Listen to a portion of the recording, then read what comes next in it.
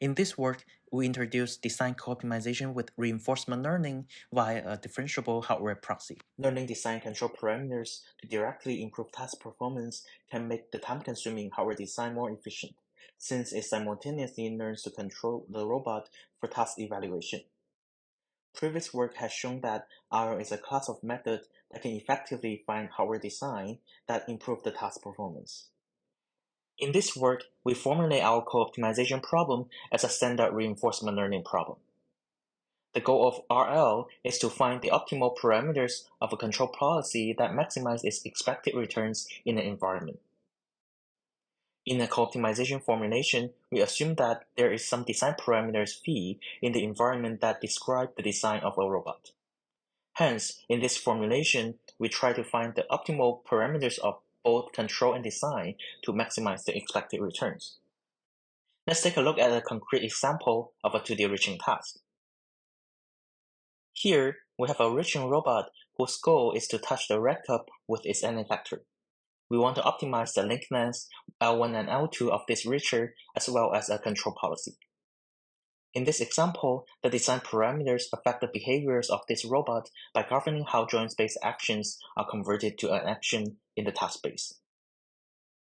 Previous work has proposed to treat the hardware as part of the policy and co-optimize it with a control policy using standard reinforcement learning. In the reaching example, we can integrate the forward kinematics into the policy. This approach provides us a method to derive policy gradients of the design parameters with respect to the task performance. However, it assumes that the hardware can be modeled in a differentiable manner, which is not true for many robotic tasks. In this work, instead of directly integrating the physics-based model, we use a neural network to approximate it and we call it a hardware proxy. The hardware proxy is designed to stay as close as possible to the physics-based model. Hence, other than the standard RL loss, we also have an MSE loss to constrain the behavior of the hardware proxy. By employing this proxy model, we now can co-optimize it with a control policy using RL. However, this co-optimization does not provide us realistic design parameters that can be used to build a real robot. Hence, from time to time, we search for explicit design parameters that match the behavior of an updated hardware proxy.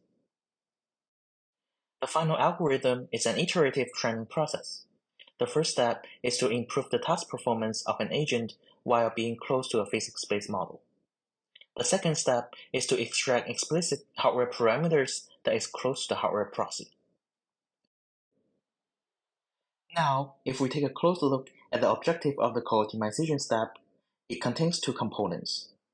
The left part is a task loss and the right part is a hardware constraint. However, these two objectives can be misaligned. The left part says that you want to improve the task performance, and the right part says that you need to be close to some model. This misalignment can hinder optimization by introducing conflicting gradients. In this work, to address this problem, we measure the conflict of gradients by cosine similarity between the two gradients. If it is negative, which means that there is a conflict, we project one of the gradients to the normal plane of the other one. To validate our method, we test our algorithm with several tasks. The first task we try is a reaching task. The goal of this task is to reach a goal location while avoiding collisions with obstacles. In this experiment, we want to optimize the link length of the robot.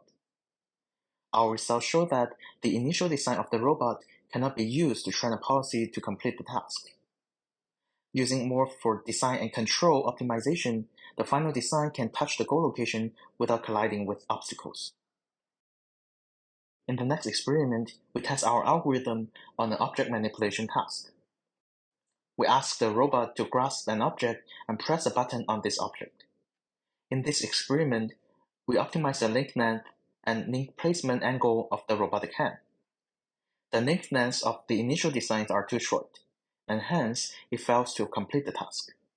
Our resulting design learns to shorten one of its fingers to avoid collision that leads to unstable grasps, and also learns to elongate another finger so it can press the button.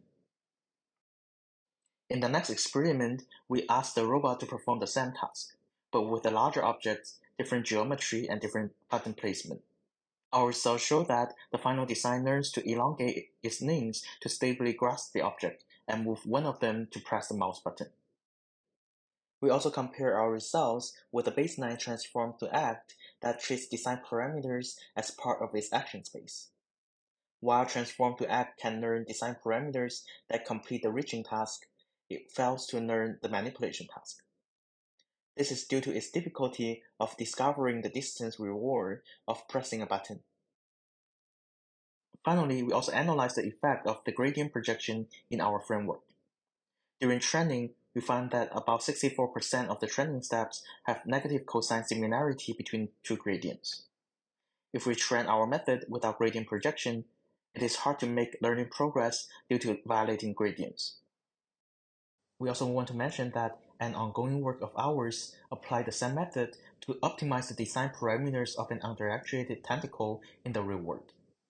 We successfully prototyped the optimized design in the real world and showed that it can reach different goals while being underactuated. For future work, we aim to apply our method to different robot design scenarios. For example, optimizing the kinematic structure or high-dimensional geometry of robotic hands. Thank you for watching.